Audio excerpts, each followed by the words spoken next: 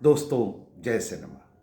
बॉलीवुड की बातों के साथ मैं सैयद आसिफ जाह एक बार फिर। अदब और सिनेमा के उफक पर जब जब भी उस शख्सियत का जिक्र होता है जिसने अपनी कलम से इस मुल्क की रूह को छुआ, तो जहन में डॉक्टर राही मासूम रजा का नाम आ जाता है। 15 मार्च 1992 का वो दिन, जब मुंबई के एक अस्पताल में कैंसर से लंबी जद्दोजहद के बाद राही साहब ने आखिरी सांस ली, हिंदुस्तानी फिक्र और फन के एक पूरे दौर का खात्मा हो गया। वो खामोशी से रुखसत हो गए, लेकिन उनके जाने से हिंदुस्तान की जबान, उसकी गंगा जमनी तहजीब, उसके फिल्मी ख्वाब, उसके गांव कस्बे और उसके किरदार, ये सब अचानक कुछ तन्हा से हो गए। आने वाला साल, अगला साल 2027 उनका 100वां साल होगा। That would be his centenary year. और ऐसे दौर में जब नफरत की आवाजें रोज बुलंद हो रही हैं, राही साहब को याद करना पहले से भी कहीं ज्यादा जरूरी महसूस होता है। राही साहब 1 अगस्त 1927 को उत्तर प्रदेश के गाजीपुर के एक छोटे से गांव गंगौली में पैदा हुए। वो खुद को फख्र से गंगा का बेटा कहा करते थे। यही गंगौली, उसके खेत खलियान, बोलचाल, रहन सहन, समाज, ये सब बाद में उनके अफसानों, उनके नॉवेल्स, आधा गांव, नीम का पेड़, कटरा भी आरजू, दिल एक सादा कागज, इन सब में कहीं ना कहीं सामने आता रहा। शुरुआती तालीम गाजीपुर की और उसके आसपास हुई और फिर अलीगढ़ मुस्लिम यूनिवर्सिटी पहुंचे। वहीं से उन्होंने तिलस्म होश रुबा पर पीएचडी की और कुछ अरसा एमयू में उर्दू पढ़ाई। लगातार रिसालों और किताबों में छपते रहे और उसी कैंपस की दानिशवराना फिजा ने, एमयू की दानिशवराना फिजा ने, जो इंटेलेक्चुअल वाइब्स थी, उसने राही साहब के फिक्र को मजीद गहराइयां दी। अलीगढ़ की नर्म हवा, अदबी बैठकें और तरक्की पसंद अफकार की गर्म बहसों के बीच एक नौजवान उस्ताद को यह एहसास हुआ कि उसकी असल कुव्वत सिर्फ क्लासरूम में लेक्चर नहीं, बल्कि कागज पर दर्ज उन किरदारों में है जो उसकी मिट्टी, उसकी कौम, उसके मुल्क की कहानी कह सके।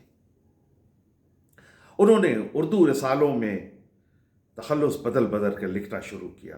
फिर 1960 की आखिरी दहाई में एक बड़ा फैसला किया। अलीगढ़ की नौकरी छोड़कर शहर बंबई, जो अब मुंबई है, उसका रुख किया, सपनों की नगरी, जहां उन्होंने अपनी कलम का लोहा मनवाया। उस दौर में ज्यादातर संजीदा अदीबों को फिल्मों में, अदीब जो है वो फिल्मों में फिल्म राइटिंग को एक कमतर काम समझते थे। मगर राही साहब का नजरिया इनसे बिल्कुल अलग था। उनका कहना था कि फिल्म के लिए लिखना कोई घटिया काम नहीं है, बल्कि एक पूरा क्रिएटिव अमल है। फिल्म इंडस्ट्री में जगह बनाने में दुश्वारियां भी आईं, लेकिन इन सब के बावजूद उन्होंने अपनी जबान, अपने लहजे और अपने जमीर से कभी समझौता नहीं किया। फिर 70 और 80 की दहाई में हिंदुस्तानी सिनेमा में उनका नाम चमक कर सामने आया। मैं तुलसी तेरे आंगन की, मिली, तवायफ, गोलमाल, कर्ज, जुदाई, लम्हे, परंपरा, आईना, नाचे मयूरी जैसी अनगिनत फिल्मों जिसमें उन्होंने डायलॉग्स लिखे, स्क्रिप्ट लिखी और उनमें मिट्टी की सौंधी महक और इंसानी जज्बात की गहराइयां साफ महसूस होती। मैं तुलसी तेरे आंगन की, तवायफ और लम्हे के लिए उन्हें फिल्म फेयर अवार्ड मिला। शोहरत याफ्ता जोड़ियां जैसे सलीम जावेद के दौर में भी राही साहब का नाम बड़े एहतराम से लिया जाता था। बल्कि यूं अगर मैं कहूं, ये फिल्म इंडस्ट्री जो राइटर्स को मुंशी जी के नाम से जानती थी, वहां राही साहब वो पहले शख्स थे जिन्होंने राइटर्स के लिए एक स्पेस बनाया, एक रिस्पेक्ट पैदा की, और सलीम जावेद ने उसे और ज्यादा पॉलिश किया और ऊपर ले गए।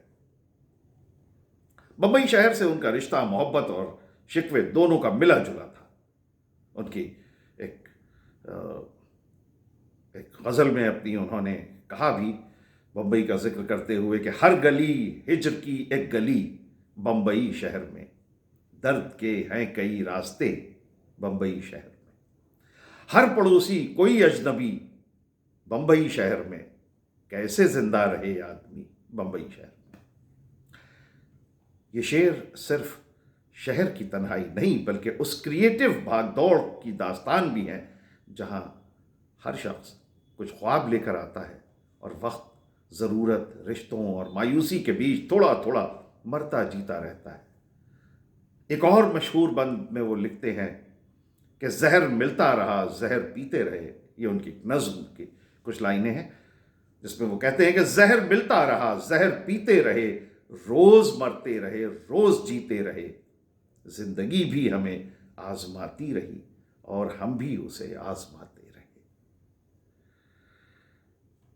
ये लाइनें पूरी फिल्म बिरादरी की कलेक्टिव थकान, जद्दोजहद का निचोड़ लगती हैं। लेकिन अगर सिनेमाई दुनिया में उनका नाम सच्चे मानी में अमर हुआ तो उसकी सबसे बड़ी वजह दूरदर्शन का वो इतवार और सुबह का वक्त था जब गली कूचे सुनसान हो जाते थे। पूरे मुल्क के गली कूचे जब सुनसान हो जाते थे उनके लिखे एपिक टीवी सीरियल महाभारत की वजह से, महाभारत के एयर होने के वक्त। मशहूर फिल्म मेकर B.R. चोपड़ा ने जब इस महाग्रंथ को टीवी सीरियल की शक्ल देने का इरादा किया तो उन्होंने स्क्रीन प्ले एंड डायलॉग्स के लिए एक मुसलमान अदीब को चुना।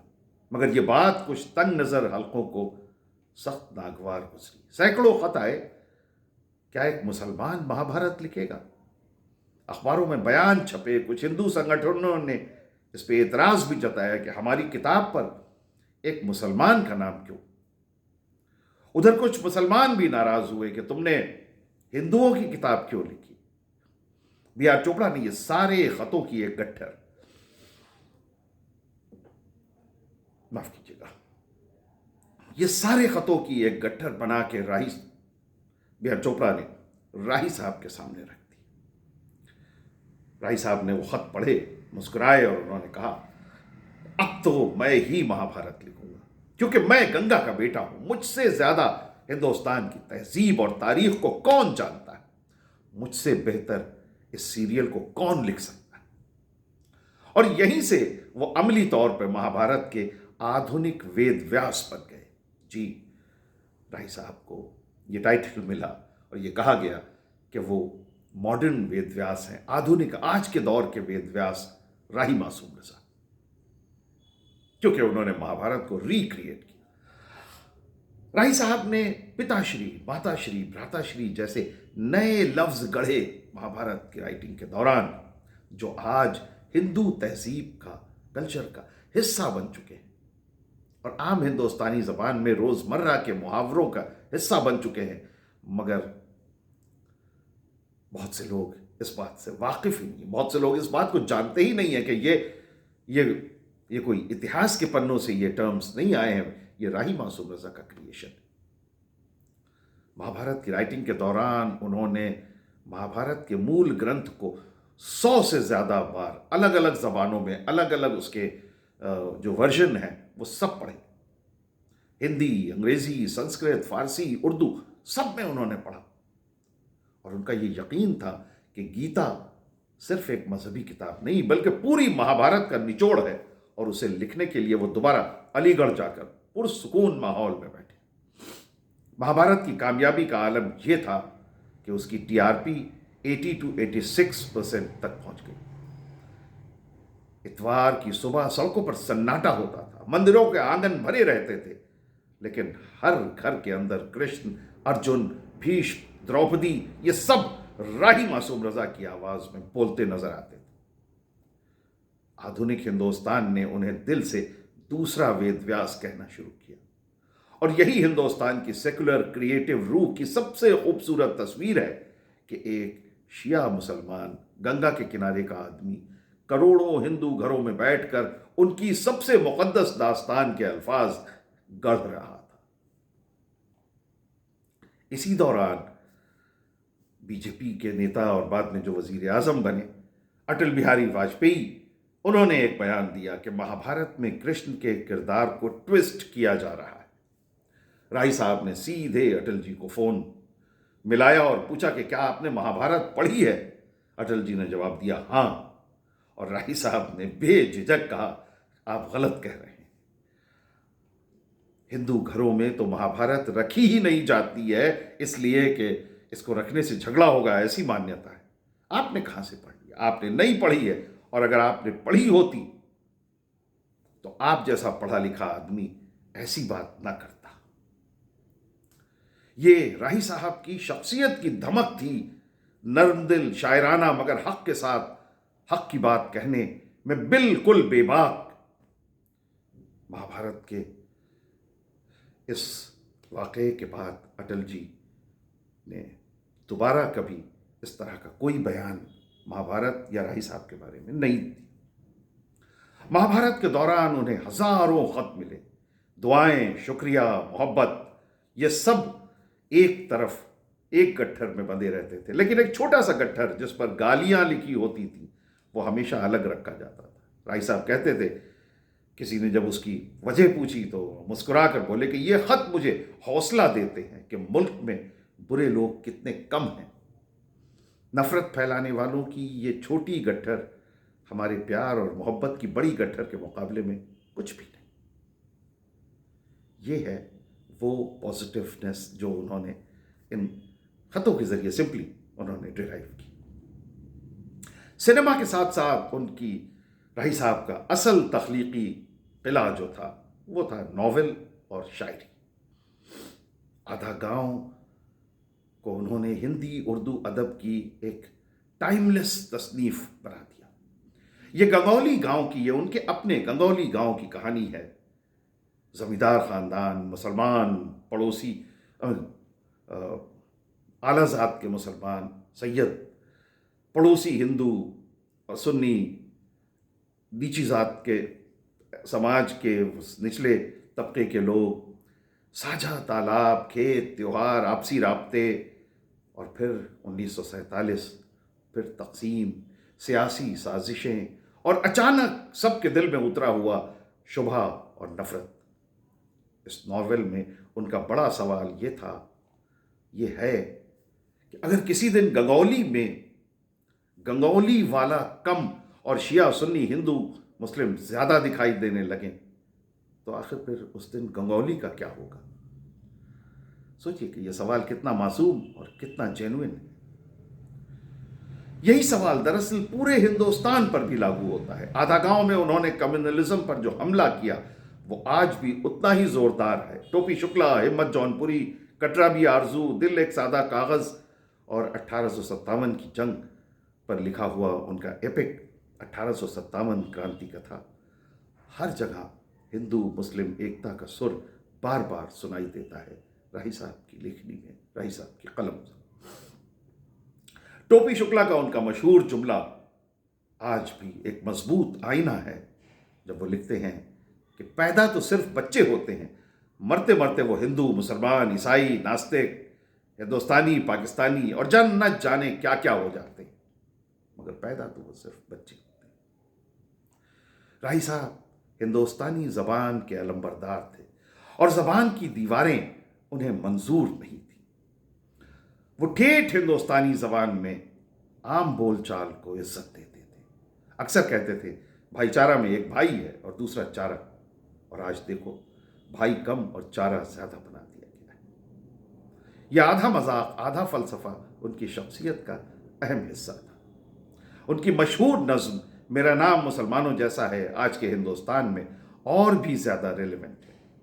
वो लिखते हैं, मेरा नाम मुसलमानों जैसा है, मुझको कत्ल करो और मेरे घर में आग लगा दो, लेकिन मेरी नस नस में गंगा का पानी दौड़ रहा है। मेरे लहू से चुल्लू भरकर महादेव के मुंह पर फेंको और उस जोगी से ये कह दो, महादेव अब इस गंगा को वापस ले लो। ये मलेच्छ तुर्कों के बदन में गाढ़ा गर्म खून बनकर दौड़ रही है। यह सिर्फ एक शायर की चीख नहीं थी, एक पूरी जमात की फिक्र थी कि पहचान के नाम पर इंसान पर जुल्म क्यों हो रहा है और गंगा जमनी तहजीब पर किसी एक गिरोह का अख्तियार क्यों कायम किया जा रहा है। राही मासूम रजा की जिंदगी जीने का अंदाज भी उनकी लिखावट की तरह बेबाक था। उन्हें कैंसर हुआ, डॉक्टरों ने मशवरा दिया कि सिगरेट छोड़ें, शराब छोड़ें, परहेज करें। उन्होंने साफ कहा कि मैं जब तक जिंदगी है तब तक अपने अंदाज में जीना चाहता हूं। मौत तो आनी ही है, मगर मैं अपनी शर्तों पर जीना पसंद करूंगा। उनके करीबियों को अक्सर यह हैरत होती थी कि एक शख्स एक ही वक्त में कई काम कैसे कर लेता है। कमरे में मौजूद हर शख्स से गुफ्तगू भी और साथ ही साथ स्क्रिप्ट का लिखना भी जारी। लोग मजाक में कहते, राही साहब में शायद डुअल प्रोसेसर लगा है। 15 मार्च 1992 को मुंबई के हिंदुजा हॉस्पिटल में उनका ये शानदार सफर खत्म हुआ। 16 मार्च को सेंटा क्रूज कब्रिस्तान में उन्हें सुपुर्द खाक किया गया। कहा जाता है कि उनका दिल चाहता था कि उनकी आखिरी आरामगाह गंगा की तराई में हो, गंगा के किनारे हो, ताकि गंगा का बेटा गंगा की गोद में दफन हो जाए। मगर तकदीर ने उन्हें मुंबई की मिट्टी में सुला दिया। वो चले गए, लेकिन मरकर भी राही साहब अमर हो गए। उनकी आदमियत और हिंदुस्तानियत आज भी उनकी किताबों, फिल्मों, नज़मों और टीवी सीरियल्स में सांस ले रही है। आज जब हम उनकी बरसी पर उन्हें याद करते हुए उनके 100वें साल की तरफ बढ़ रहे हैं, हिंदुस्तानी फिल्मी बिरादरी और तख्लीकी दुनिया के लिए राही मासूम रज़ा एक गुजरा हुआ नाम नहीं, एक मीज़ान है, एक पैमाना है। एक छोटे से गांव से उठकर मुल्क के और आलम की स्क्रीन पर अपनी कहानी लिख देने वाला फनकार, जिसने महाभारत जैसी दास्तान को आम आदमी की जबान में उतार दिया, जिसने सैकड़ों फिल्मों के मुकालमों से हिंदी उर्दू सिनेमा की जज्बाती जबान को नया लहजा दिया, और जिसने हर लाइन में यह साबित किया कि सच्चा लिखने वाला न सिर्फ हिंदू होता है, न सिर्फ मुसलमान, वो सबसे पहले इंसान और इंसानियत का अदीब होता है। राही साहब ने एक जगह लिखा कि जख्म जब भी कोई ज़हन और दिल पर लगा, जिंदगी की तरफ एक दरीचा खुला, गोया हम भी किसी साज के तार हैं, चोट खाते रहे, गुनगुनाते रहे। शायद यही उनकी विरासत है कि हर राइटर, फिल्मसाज, अदाकार, फनकार जिंदगी के जख्मों से डर कर चुप न हो जाए, बल्कि उन जख्मों को सुर बना दे, रोशनी बना दे। अल्लाह राही मासूम रज़ा की रूह पर रहम करे, उन्हें जन्नतुल फिरदौस में आला मुकाम दे, और हमारी ज़बानों, हमारी फिल्मों, हमारी दास्तानों को उनकी तरह सच्चा, बेबाक और इंसान दोस्त बनने की तौफीक दे। जय सिनेमा, जय बॉलीवुड।